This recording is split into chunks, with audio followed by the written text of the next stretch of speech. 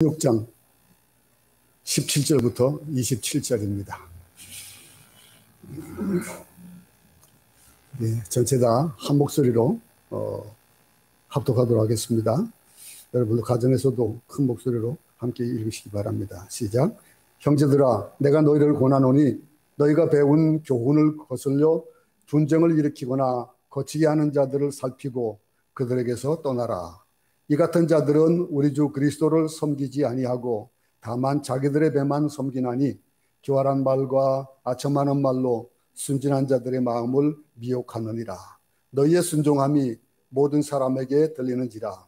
그러므로 내가 너희로 말미암아 기뻐하노니 너희가 선한 데 지혜롭고 악한 데 미련하기를 원하노라. 평강의 하나님께서 속히 사탄을 너희 발 아래에서 상하게 하시리라. 우리 주 예수의 은혜가 너에게 있을지어다.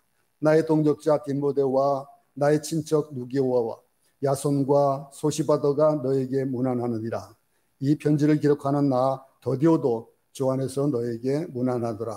나와 온 교회를 돌아주는 가이오도 너에게 문안하고 이성의 재무관 에라스도와 형제 구아도도 너에게 문안하느니라. 나의 복음과 예수 그리스도를 전파함은 영세전부터 감추어졌다가 이제는 나타내신 바 되었으며 영원하신 하나님의 명을 따라 선자들의 글로 말미암아 모든 민족이 믿어 순종하게 하시려고 알게 하신 바 그 신비의 계시를 따라 된 것이니 이 복음으로 너희를 능히 견고하게 하실 지혜로운 하나님께 예수 그리스도로 말미암아 영광이 세세 무궁하도록 있을지어다. 아멘.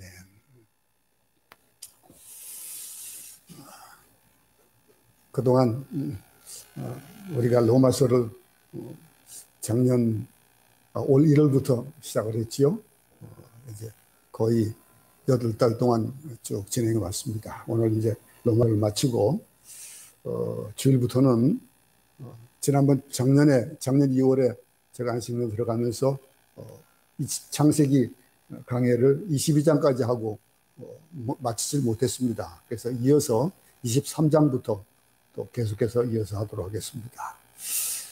사도 바울이 이 로마서를 마치면서 개인적으로 영적인 관계가 깊은 여러 사람들에게 문안을 지금 하고 있어요. 어떤 이제 마치 큰 일을 마친 한 사람이 집에 돌아와 가지고 가족들과 편안한 시간을 갖는 그런 모습도, 또 지금까지 나를 돌봐줬던 사람들을 돌아보면서 그들에게 감사하는 마음, 그런 것들을 전하고 있습니다. 사람들은 성경 중에서도 책 중의 책이 로마서다 그렇게 얘기를 합니다. 이 로마서에서 구원에 대한 복음을 선포했잖아요. 그 구원에 대한 놀라운 복음을 선포한 바울이 지금까지 분위기를 바꾸면서 자신이 감옥에 갔을 때 자기를 돌봐주고 같이 가주고 음식과 또 잠자리를 제공해주고 자신을 격려해주던 사람들에게 문안하고 또 개인적으로 교제하고 있는 그런 내용입니다. 근데 16절을 보면은요, 개인적인 문안과 교제의 결론이 나오고 있어요. 16절을 보세요. 너희가 거룩하게 입맞춤으로 서로 문안하라. 그리스도의 모든 교회가 다 너에게 문안하노라. 그리스도인의 교제란 무엇이냐? 거룩한 입맞춤이다 이거죠. 물론 여기 이제 입맞춤에 대한 그런 부분은 중동 지방의 인사법을 얘기하고 있습니다. 그런데 입맞춤은 아무나 하고 하지 않습니다. 처음 만난 사람들에게는 볼맞춤도 안 합니다. 그리고 그들은 인사를 할 때에 굉장히 깊은 사이거나 특별한 사이에서만 입맞춤을 하는 거예요. 가슴과 가슴으로 마음이 통하고 또 마음과 마음으로 모두 쏟아주는 그리스도인의 관계, 입맞춤의 관계가 거룩한 입맞춤의 관계가 돼야 된다. 천국의 교제라는 것이 어디입니까? 천국의 교제라는 것이 그게 교회입니다. 그러나 현대의 교회는 어떻습니까? 현대의 교회는 주일에 잠깐 왔다 가는 곳입니다. 교회도 요즘은 또 비대면 예배를 드리다 보니까 성도들과 성도들끼리 만나는 그런 일이 그렇게 많지가 못합니다. 주일날조차도 뭐 이곳은 그래도 조금 낫습니다만서도 아예 대면 예배를 드리지 못하게 하는 한국은 지금 어떻습니까? 가족끼리 만나는 것 이상의 일은 일어나지 않아요. 거룩한 입맞춤을 하고 서로 교제를 해야 되는데도 불구하고 복음의 시작은 있지만은 끝은 분명하지 않은 겁니다. 저는 여러분, 우리 모두가 서로 간의 관계가 거룩한 입맞춤이 있는 바울과 그 제자들과 같은 그런 관계처럼 되기를 소원합니다. 어서 속히 우리 모두에게도 서로 얼굴과 얼굴 맞대면서 우리 예배 끝나고 나면은 서로 축복성하면서 서로 허깅도 해주고 그러잖아요. 근데 그런 걸 못한 지가 언제인지 모르잖아요. 그죠? 그런 마음과 마음이 만나는 그런 이 16장까지 이 문안을 쭉 하고 있습니다. 그런데 16절까지 문안을 마치고 난 바울은 17절에서 분위기를 바꿔요. 딱 분위기를 바꿔서 오늘 본문에 보면은 형제들아 내가 너희를 권하노니 그러면서 앞에 16절까지 얘기했던 그런 것과 다르게 또 다른 그런 분위기를 만들어 놓고 있습니다. 그러니까 특별한 권고를 하고 있는 거예요. 이 17절부터 나오는 권면은 아주 의외로 특별합니다. 앞뒤 문맥이 잘 맞질 않아요. 16절과 17절은 아주 동떨어진 그런 내용을 얘기하고 있는 거예요. 위대한 복음의 진리를 선포하고 그리스도의 삶을 말했던 바울은 개인적으로 사람들과의 교제를 하던 중에 어떤 얘기를 하고 있습니까? 이단에 대한 경고를 하고 있어요. 이단에 대한 경고를 하고 있는데 근데 왜 사도 바울은 생각지도 못했던 이단에 대한 경고를 이 마지막에 이렇게 하고 있을까? 아마 추측을 해보건데 사도 바울은 로마서를 하루아침에 다 쓴 건 아닐 거예요. 어느 정도 쓰고 오랜 시간을 두고 생각하면서 그러면서 썼을 거예요. 그러니 써나가다 보니까 로마 교회나 사도들이 개척한 교회에 이단들이 들끓기 시작하는 거예요. 그러면서 교회 분열시키고 그 분열시키는 세력들이 교회를 어지럽히고 그러고 있는 거예요. 이 마치 어떤 사람이 농사를 잘 지어가지고 정말로 열매를 잘 맺은 밭에 돼지떼들이 들어가가지고 막 흩어놓는 그런 밭을 망쳐놓는 그런 곳 또는 눈물로 키운 양들을 어느 날 밤에 이리떼들이 와가지고 물어뜯고 죽이는 그런 일들, 훔쳐가는 그런 일들. 그럴 때에 그 목자의 심정이 어떤 심정이었겠냐. 그래서 오늘 이 본문을 보면서 이 사도 바울의 심정을 우리가 읽을 수가 있는 거예요. 눈물로 목회를 했고 한 사람 한 사람을 피눈물을 흘리며 전도를 해서 얻었는데 이단에 들어와가지고 이 사람들을 모두 망가뜨려 놓는 거예요. 사도 바울은 로마서 마지막 부분에서 경고를 하지 않을 수 없었습니다. 왜냐하면 사람이 이단들에 빠지면 어떻게 됩니까? 이단에 빠지면은 모두 잊어버리게 되는 거예요. 지난 것들을 다 잊어버리는 거예요. 우리 일상에서도 마찬가지입니다. 서로 관계가 좋았다가 틀어져 버리면은 그러고 나면은 옛날 좋았던 것도 하나도 기억이 안 나는 거예요. 그냥 싫은 것들만 생각나고 잘못된 것만 생각나듯이 이단에 빠지면은요 그리스도의 복음에 대한 기쁨 이런 즐거움들을 잘 모르고 다 잊어버리는 거예요. 그러니까 초대교회 때나 지금이나 예수 믿는 사람들을 유혹하는 사람들, 우리의 영혼을 도적질해가는 그런 이단들이 주변에 얼마나 많습니까? 이단의 특징은 어떻습니까? 진짜로 같이 보이는 거예요. 천사와 마귀 구별하기 쉽지 않아요. 왜냐하면은 이 모든 사람들이 속아 넘어갈 수 있도록 하는 그런 방법을 이 사탄이 쓰고 있는데 성경적이고 복음적이고 전통적이고 예수를 잘 믿는 것 같아 보이거든요. 처음 볼 땐 그래요. 근데 우리 주변에 얼마나 많은 이단들이 처음에는 내가 이단이라고 그러지는 않잖아요. 우리가 똑같은 동일한 그런 믿음을 가지고 사는 것 같은데 정체를 알 수 있는 그런 이단들도 있긴 있어요. 통일교라든가 여호와의 증인이나 안식교 같은 거 이런 것들은 딱 정해져 있어요. 정해져 있는데 신천지 같은 경우 어떻습니까? 처음에 몰라요. 처음에 모르고 어디서 이제 새로운 새 식구가 왔어요. 근데 뭔가 막 와가지고 교회에서 열심을 내는 거예요. 그러니까 너무너무 귀한 거예요. 믿음도 좋고 성경 말씀 잘하는 거 아는 것 같고. 그런데 1년 2년 지나고 임직을 맡고 이랬는데 그러고 나서 조금씩 이제 싹이 보이는 거예요. 그러면서 성도를 흉을 보고 목사를 흉을 보고 교회의 흠을 잡고 그러기 시작하는 거예요. 그런 것들 대부분의 많은 사람들은 미혹되기 쉬워요. 참 믿음이 좋은 사람인데 저 사람이 저렇게 얘기하면 맞는 것 같다라고 하는 단계까지 가는 거예요. 문제는 이단에 빠지는 사람들일수록 대부분이 다 순진한 사람들입니다. 순진하고 단순한 사람들이 잘 빠져요. 아주 그냥 냉철한 사람들은 잘 안 빠집니다. 근데 그런 이단에 빠지면은요, 근데 그런 사람들이 다시 돌아가기 쉽지 않아요. 여러분, 그릇에 무엇을 담느냐, 처음에 무엇을 담냐라고 하는 거, 그러면 그 용도가, 그 처음에 담긴 것의 용도가 그 그릇의 용도예요. 그렇듯이 이 이단에게 잘못 들어가, 깨끗한 사람들, 순전한 사람들이 이단에 들어가 버리면은 그것이 그냥 전체가 돼버리는 거예요. 돌아오고 싶어도 돌아올 수가 없는 거예요. 너무나 비참해지고, 그래서 사도 바울은 마지막에 이것을 강조하고 권면하면서 로마 교회 성도들에게 지금 권면을 하고 있는 거예요. 사도 바울이 권면하고 있는 내용이 뭡니까? 우리 17절을 보겠습니다. 형제들아, 내가 너희를 권하노니 너희 교훈을 거스려 분쟁을 일으키고 거치게 하는 자들을 피고 저에게서 떠나라. 내가 너희를 권하노니 너희가 배운 교훈을 거슬러 분쟁을 일으키거나 거치게 하는 자들을 살피고 그들에게서 떠나라 하고 있는 거예요. 여러분, 혹 이단에 빠지지 않는다 할지라도 사실 이 말씀을 잘 들어야 됩니다. 예기치 않은 말씀을 바울을 지금 하고 있거든요. 교회 분열시키고 성도들의 영혼을 도둑질해가는 그 이단들은 특징이 있어요.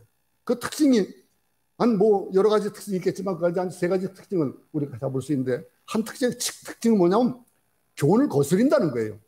오늘 말씀에서도 얘기하듯이 교훈을 거스린다. 그럴듯한 말로 궤변을 만들고 헛소문을 만들고 성경의 말씀을 자기식으로 합리화시켜 나가는 거예요. 성경을 잘 알지 못하는 사람이 그것을 아주 멋있게 풀어주면은 그냥 쏙 넘어가는 거예요. 아, 그런 거군요. 야, 그런 뜻이 있었군요. 라고 넘어가는 거예요. 그리고 억지로 앞뒤가 맞지 않게 풀어가지고 자기 이론을 만드는 거예요. 아, 이건 이게 아니고요. 그러면서 자기 이론을 만들어가니까 믿음이 약한 자들은 속을 수밖에 없는 거예요. 그래서 교훈을 거스린다라고 했습니다. 오늘 본문에 보세요. 배운 교훈을 거슬려 그랬습니다. 그리고 또 뭐라고 합니까? 무엇을 일으킨다고요? 분쟁을 일으킨다. 언제나 불평하는 세력은 있기 마련이에요. 교회도 있기 마련입니다. 분쟁을 일으키거나 그러잖아요. 교회뿐만 아니고 어느 조직에서도 불평하는 세력이 있기 마련입니다. 이단들은 그런 사람들을 참 잘 집어내요. 잘 찾아내요. 구원의 확신이 없거나 또 예수를 적당히 믿는 사람들, 이런 사람들을 이단이 찾아가 가지고 선동하기 시작합니다. 교회가 당신에게 너무 심하지 않아? 당신 이렇게 힘든 일을 지금 겪고 있는데 교회는 알아주지 않고 있잖아. 목사님은 알아주지 않잖아. 에? 당신은 구원의 확신이 없지 않냐? 이 구원의 확신이 있는 사람이 어찌해야 되냐라고 하면서 얘기를 합니다. 아무리 교회 다녀봤지만은 아무도 알아주지 않잖아. 라고 하는 거. 그 일반적인 그런 일반 성도들이 가질 수 있는 그 의구심 정도가 되는 거예요. 그러니 마음에 불평이 있는 사람들 조심해야 된다는 거예요.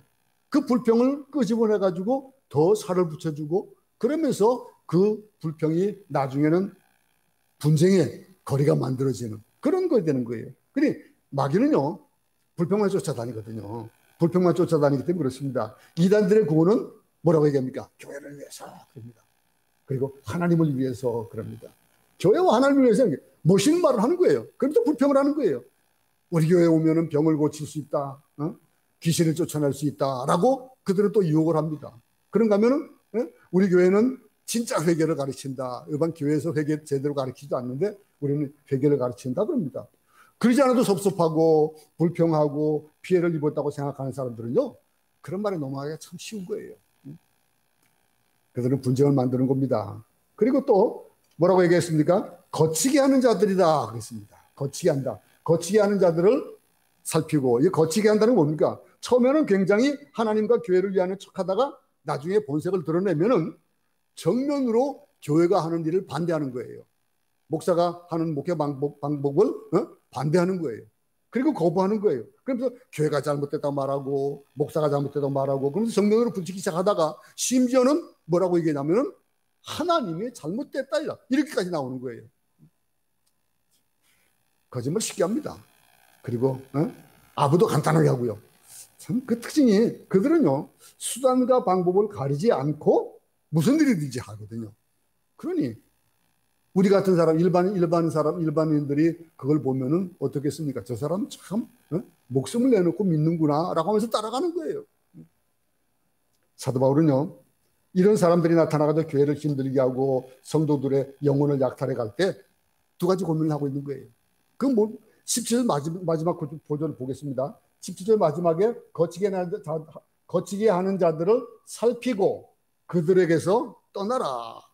교훈을 거스려 분정하게 하는 자를 가리켜가지고 뭐라 합니까? 살피고 떠나라라고 하는 거예요. 조금 어떻습니까? 우리에게 영적 분별력이 있어야 되는데 예수님을 믿은 지 얼마 되지 않은 사람들은 이게 이단인지 아닌지 잘 몰라요. 이것이 잘못되고 있는지 아닌지도 모릅니다. 왜냐하면 이단들은 항상 친절하거든요. 항상 좋은 걸 약속하고 그럴듯한 말을 하기 때문에 그래요. 사람들은 그곳에 가면 정말 신앙생활을 잘할 줄 알고 정말 하나님을 만날 줄 알고 쉽게 그들이 가졌던 그 근거를 내팽개치는 거예요. 이런 사람들을 살펴보라고 했는데 이 살펴보라라고 하는 무슨 얘기일까요? 조심하고 경계하라는 거거든요. 그러면은 교회는 사랑을 가리키는 곳이어야 되는데 그들을 감싸주고 그들을 좀 돌아오도록 해줘야죠 라고 하는 어떻습니까? 네? 자기를 노출시키면 안 되는데 미련한 마귀나 하는 짓이 까만 망토를 입고 송곳니를 드러내고 그러면서 검은 날개를 달고 나는 마귀다 그러죠. 누가 그렇게 대놓고 마귀라고 하겠습니까? 근데 그 마귀라는 모습 보면 사람들 다 도망가 버리거든요. 근데 안 그런다는 거예요. 항상 마귀는 양의 가죽을 쓴 이리의 모습으로 나타납니다. 천사로 가장하는 거예요. 무엇이 진짜고 무엇이 가짜인지 영분별력을 가져야 되는 거예요. 영분별력을 가지고 이것이 아니다 하면은 단호하게 끌어야 되는 거예요. 그거를 나에게 돌아오게 하겠다라고 하는 것. 목회자들 중에서 그런 목회자들이 간혹 있었습니다. 그 몸 파는 사람들한테 가가지고 내가 그들을 돌이켜가지고 정말로 예수 믿게 해야 되겠다라고 들어가가지고 그곳에 가서 자신의 앞길을 망치는 그런 분들이 참 많았어요.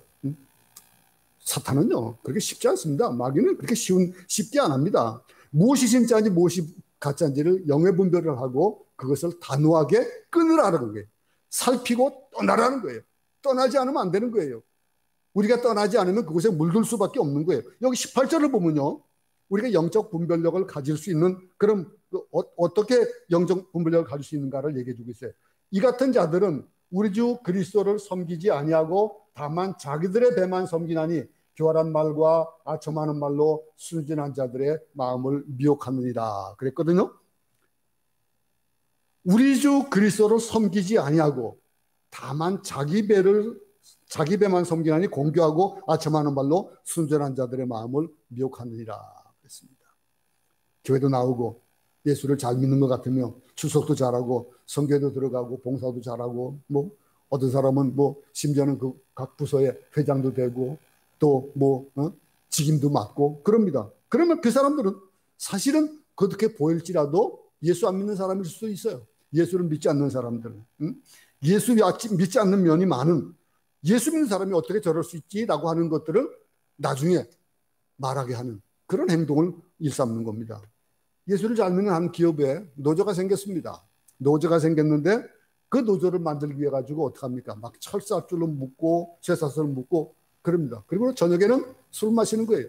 그리고 회사 가면은 어떻게 합니까? 성경을 읽고 참 찬송도 부르고 헷갈리게 하는 거예요. 그들이 하는 말을 들어보면 참 이상합니다. 그런데 이상하면은 어느 정도 깨닫게 되잖아요. 그런데 예수 믿는 사람들이 잘 깨달을 수 없는 그런 일들을 교묘하게 하는 경우가 많아요. 참 말도 잘하고요. 처음에는 잘하다가 나중에는 잘못되는 경우가 참 많습니다. 예수 믿는 사람은요, 처음이나 끝이 같아야 돼요. 제가 어떤 저희 장인이 저에게 한마디 때문에 저는 그거를 평생의 모토로 삼게 된 그런 일이 있었어요. 왜냐면은 우리 김서방은 섣달 금음이나 정월 초하루나 섣달 금음이 다 똑같아 그러더라고요. 그 칭찬으로 듣고 좋더라고요. 아 그래도 내가 그런 인식을 좀 받았구나라고 하는 그 말이 참 좋더라고요. 근데 날이 가면서 그것이 제게는 짐이 되는 거예요. 이게 변하면 안 되겠구나. 이런 얘기를 해주는데 내가 그렇지 않으면은 얼마나 실망하겠냐. 이렇게 되는 거예요. 그러니까 정월 초하루하고 섣달 금음이 똑같아야 되는 것. 우리 신앙인들이 그래야 되는 거예요. 오늘 본 말씀 보면요. 근데 진짜 예수 믿는 사람이 아니었다라고 말하고 있는 거예요. 그들은 자기의 배만 섬기는 사람들이었고 이 사람들의 관심거리는 돈이었던 거예요. 결국 돈을 뜯기 위해서 그랬다는 거예요. 그들은 배만 부르게 해주면은 무엇이든지 하는 사람들. 그들에게는 윤리나 도덕은 없어요. 이익만 있을 뿐이에요.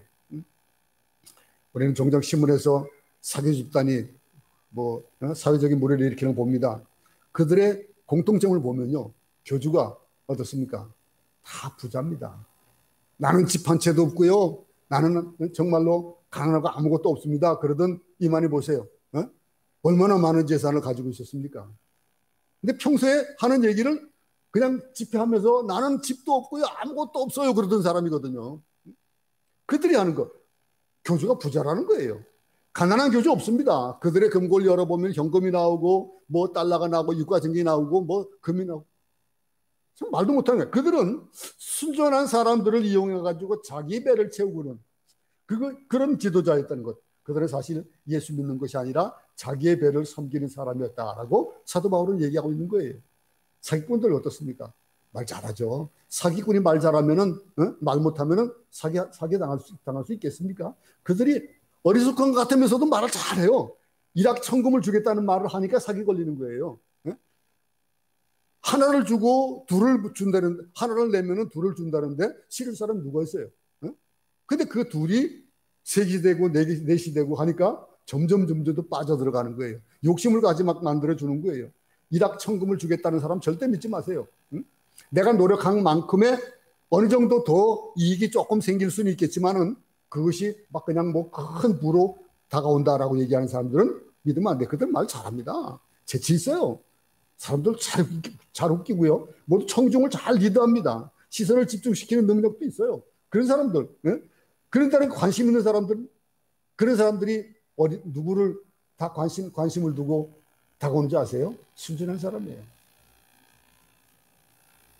자기가 얘기하는 것 그거를 들어주고 그러면 라고 끄떡끄떡 해주는 사람에게는 점점 더 교활하게 속여나가는 거예요. 사기꾼들은요, 상대방이 자기 말을 잘 믿는 것 같으면은 다가오지만은 자기 말을 믿지 않는 것 같다 그러면 안 해요. 내 주위에 어떤 사람도 그래요.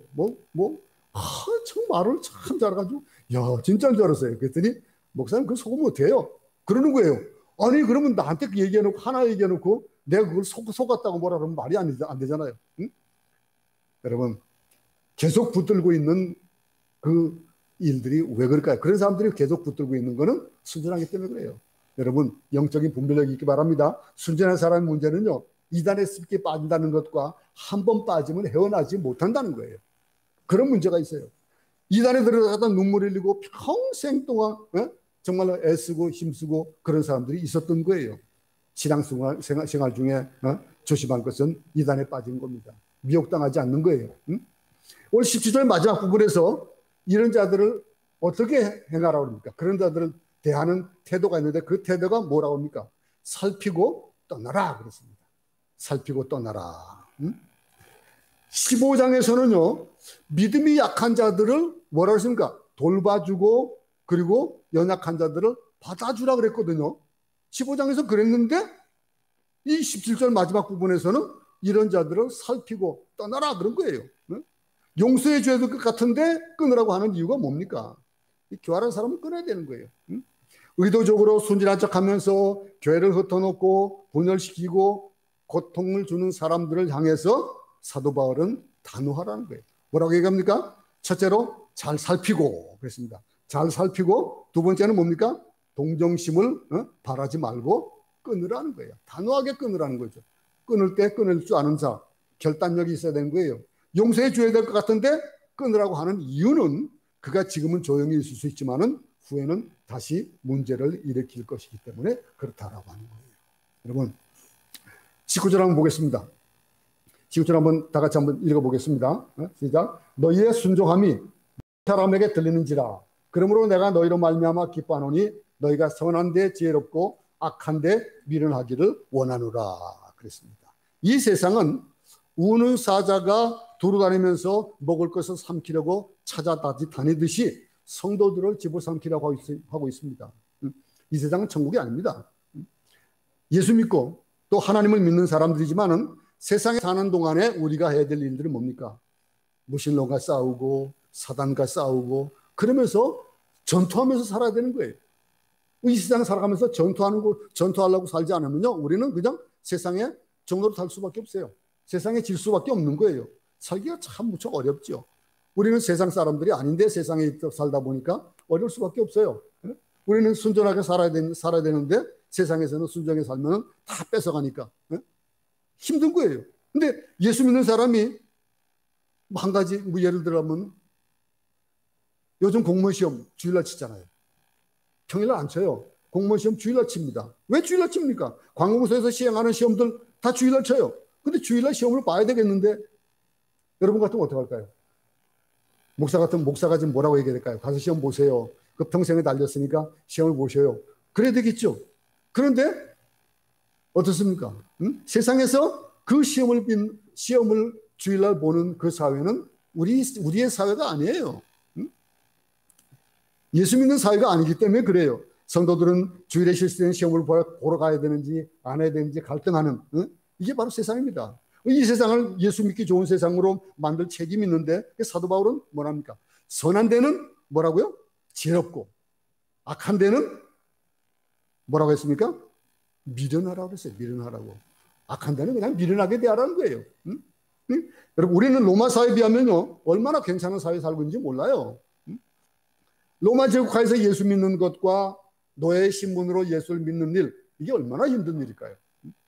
이방인으로 예수 믿기가 참 어려웠던 거예요. 그러니까 사도 바울이 회개하면서 이방인들에게 또 유대인들에게 서로 돌봐주고 믿음을 지키기 위해서 애쓰라고 그러잖아요. 현재 힘들어하고 있는 거 그건 뭡니까? 우리 지금 힘들어하는 거 이건 힘든 건 아니에요. 여러분 교회가 지금까지 교회 역사들을 쭉 훑어보면은 교회가 부흥했던 때, 교회가 새롭게 정말로 하나님을 아주 열심히 찾을 때가 어떤 때냐면 팬데믹 때였어요. 흑사병 때. 많은 어려움이 있을 때 그럴 때에 하나님을 더 찾았어요. 그럴 때에 교회는 부흥했습니다. 지금 세대를 보세요. 지금은 고통, 고문, 처형, 그들의 사자 이빨 속에서도 화양 속에서도 신앙을 지켰던 그들과 지금을 비교해 보세요. 우리는 다 내가 할 수 있는 일들이에요. 지금은. 여기는 그 사람들은 자기들이 할 수 없는 거예요. 고통을 받는데 고문받고 처형을 받고 사자 이빨 속에 들어가면서도 화양 속에서도 신앙을 지키는 그 일이라면 우리도 참 힘들어가지고 어쩔 줄 모를 그럴 수도 있겠지만 지금 우리는 어떻습니까? 우리는 얼마든지 내가 할 수 있는 내가 믿음의 생활을 지켜나갈 수 있는 그런 상황이 지금의 상황이라는 것을 잊지 말기 바랍니다. 선한 데는 지혜롭고 약한 데는 미련하시기를 바랍니다. 이게 바로 사도 바울의 권면입니다. 세상에서 살 때 지혜롭게 살지 않으면 우리가 살기는 참 어려운 것이 이 세상에 믿음을 지키기 위해서 애쓰는 근데 염려하지 않아도 되는 그게 오늘 이어서 20절에 나오는 거예요. 20절을 보겠습니다. 보세요. 평강의 하나님께서 속히 사탄을 너희 발 아래서 상하게 하시리라. 우리 주 예수의 은혜가 너에게 있을지어다. 평강의 하나님께서 속히 사단을 너희 발 아래서 상하게 하신다. 우리 주 예수의 은혜가 너에게 있을지어다. 타협하지 말고 두려워하지 말고 믿음으로 나가는 우리 모두가 되기 바랍니다. 악한 자들이 승리하는 것 같지 마세요.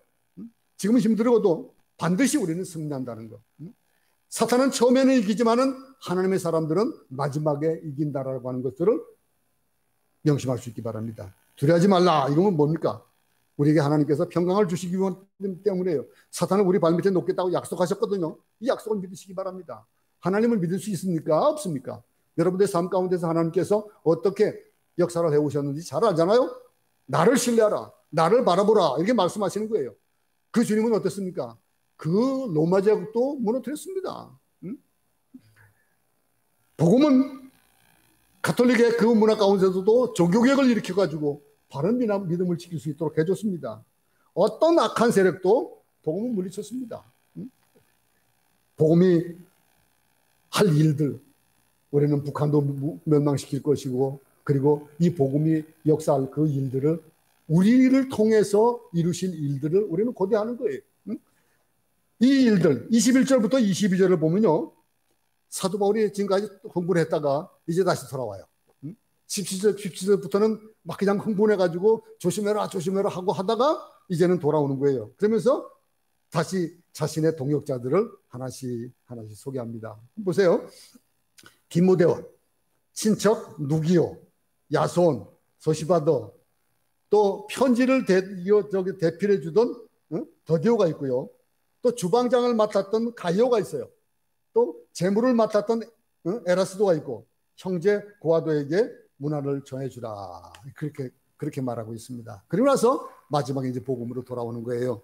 25절부터 27절 한 목소리로 크게 읽겠습니다. 시작. 나의 복음과 예수 그리스도를 전파함은 영세전부터 감춰졌다가 이제는 나타내신 바 되었으며, 영원하신 하나님의 명을 따라 선자들의 글로 말미암아 모든 민족이 믿어 순종하게 하시려고 알게 하신 바 그 신비의 계시를 따라 된 것이니, 이 복음으로 너희를 능히 견고하게 하실 지혜로우신 하나님께 예수 그리스도로 말미암아 영광이 세세 무궁하도록 있을지어다. 아멘. 사도 바울은 사도 바울 되게 했던 것, 자기를 사도 바울 되게 했던 것이 뭐라고 얘기합니까? 복음이다. 복음. 사도 바울의 생애를 뒤바꾼 것도, 또 로마서를 쓰게 한 것도 복음이었습니다. 그 복음. 사도 바울은 25절에서 뭐라고 합니까? 각자 자기 거예요. 자기 복음이에요. 저는 어떻습니까? 저에게도 저를 선교사를 만들고 목사를 만들고 이 자리에 서게 해주시고 주를 위해서 살면서 평생을 바칠 수 있도록 해주신 것, 이것이 뭐 때문입니까? 복음인 거예요. 내 복음이에요. 여러분들의 복음은 여러분들대로 다르죠? 여러분들의 복도 이 다 그거예요. 사도 바울은 로마서에서 복음이란 말을 몇 번 쓴 줄 알아요? 7번을 썼어요. 7번을 쓴 겁니다. 복음이 너무나 중요하기 때문에 예수 그리스도의 종 바울은 사도로 부르심을 받아 복음을 위하여 택장함을 입었다. 복음을 위하여. 이 1장 1절에서 말하잖아요. 이 로마서의 시작이 복음 때문이었다라고 로마서를 시작할 때 그렇게 얘기하고 있는 겁니다. 복음은 바로 하나님의 선자로 말미암아 그의 아들에 관하여 성경에 미리 약속한 것이며, 이 아들로 말하면 육신으로는 다윗의 혈통으로 나셨고 성경의 영으로는 죽은 자 가운데서 부활하여 능력으로 하나님의 아들로 인정되셨으니 곧 우리 주 예수 그리스도다. 복음은 예수 그리스도입니다. 예수 그리스도로 말미암는 복음 바로 예수 그리스도입니다. 사도 바로 이 복음 때문에 완전히 그의 삶을 확정하고 완전히 그의 삶을 희생하는 데에 자기의 온 생을 바치고 목숨까지도 내어놓은 그 일이 뭐 때문에? 복음 때문에 했습니다. 그러므로 나는 할 수 있는 대로 로마에 있는 너희에게 복음, 이 복음이 뭡니까? 26절을 보겠습니다. 26절을 한번 다 같이 한번 읽어보겠습니다. 시작. 이제는 나타나신 바 되었으며 영원하신 하나님의 명을 따라 선자들의 글로 말미암아 모든 민족이 믿어 순종하게 하시려고 알게 하신 바 그 신비의 계시를 따라 된 것이니, 이 복음으로 너희를 능히 견고하게 하실 그 지혜로우신 하나님께 이 계시가 나타난다는 거예요. 복음은 영원전부터 있었던 것이고, 그래서 하나의 비밀이었고 감춰졌던 것인데 이 복음이 드러났다라고 하는 계시예요. 그래서 많은 예언가들을 말미암아 이 복음을 말하게 했고 이방인들로 믿어 순종하게 하는 구원의 역사를 만든 것이 복음이었다라고 하는 거예요. 26절 마지막 부분을 보면은 이 복음은 우리를 어떻게 한다고요? 견고케 한다고 했습니다. 우리를 견고케 한다. 이 복음은 우리를 강하고 담대하게 만들며 능력 있는 지혜롭게 하는 그런 게 우리의 이 복음이 내게 주어지는, 이 복음은 죽은 자를 살리고 병든 자를 고치고 저주받은 자를 축복의 자녀로 만드는 능력이 있다. 이렇게 복음을 말하고 있는 겁니다. 사도 바울이 얘기하는 이 복음이 저 하나만으로 끝나는 것이 아니고 우리 모두에게도 동일하게 여러분 개인에게 이 복음이 적용될 수 있도록 이 복음의 능력을 여러분들의 삶 가운데서 폭발력 있게 다이나믹하게 다이너마이트 터지듯이 그렇게 폭발력 있는 그런 믿음의 삶을 살기 바랍니다. 이 복음을 가진 사람은 어떻게 된다고요? 견고해야 된다고 했습니다. 잊지 마시기 바랍니다. 흔들리지 않게 되는 거예요. 복음은 영원전부터 있었으니까 이제는 복음이 나타났고 복음 안에는 능력이 있다라고 하는 것을 지금 우리의 삶 가운데서도 우리는 체험하고 살아가는 겁니다. 사도 바울은 마지막으로 어떤 말을 하고 있습니까? 27절에 그 복음의 찬미를 하고 있는 것을 봅니다. 지혜로우신 하나님께 예수 그리스도로 말미암아 영광이 세세에 무궁하도록 있을지어다. 아멘. 하나님께 예수 그리스도로 말미암아 영광이 세세에 무궁토록 있을지어다. 이렇게 끝나고 있습니다. 로마서는 끝으로 하나님께 영광과 존귀와 찬양을 돌리면서 예수 그리스도의 복음으로 말미암아 하나님께 찬양과 경배와 존귀와 영광이 그분에게 영원히 세세 무궁토록 있을 것이다 라고 찬양하는 겁니다. 우리의 삶이 그런 삶이 되면은 그 찬양하는 영광을 하나님께 올려드리는 세세 무궁토록 있을 그 영광을 찬양하는 우리의 삶이 사도 바울 같은 그런 마음을 가지고 또 우리가 사도 바울 같이 이렇게 하나님께 영광을 돌리려면 우리의 삶이 어떤 삶이 되겠습니까? 조력되는 삶이 되겠습니까? 세상을 바라보면서 두려워하고 떨면서 살겠습니까? 세상은 우리 발밑에 있습니다. 호령하며 살 수 있기 바랍니다. 우리 모두에게 하나님께서 우리의 영광을 받으시고 그 영광을 받으시는 그것은 우리를 통해서 세상이 우리를 보고 하나님을 알고 그 영광을 올려드리는 거거든요. 그 영광을 올려드리는 아름답고 감격이 넘치고 또 기적과 축복이 넘치는 우리의 삶으로 결론을 내어주는 그러한 복된 복음에 대한 능력을 가지고 사는 우리 모두가 되기를 간절히 소원합니다. 그렇습니다. 하나님 아버지, 우리 성도들의 삶에 하나님의 영광이 가득하게 하시고 우리 성도들의 삶에 기적과 하나님을 향한 찬양이 충만하게 하여 주시옵소서. 그래서 우리의 입으로도 하나님께 찬양과 경배와 존귀와 영광이 그분에게 영원히 세세 무궁토록 있을지어다 라고 외치는 우리의 삶이 되도록 주님 도와주시옵소서. 예수님 이름으로 기도드렸습니다. 아멘. 한 계신 우리 아버지여, 이름이 거룩히 여김을 받으시오며 나라에 임하옵시며 뜻이 하늘에서 이룬 것 같이 땅에서도 이루어지이다. 오늘 우리에게 일용할 양식을 주옵시고 우리가 우리에게 죄인자를 사하여 준 것 같이 우리 죄를 사하여 주옵시고 우리를 시험에 들게 하지 마옵시며 다만 악에서 구하옵소서.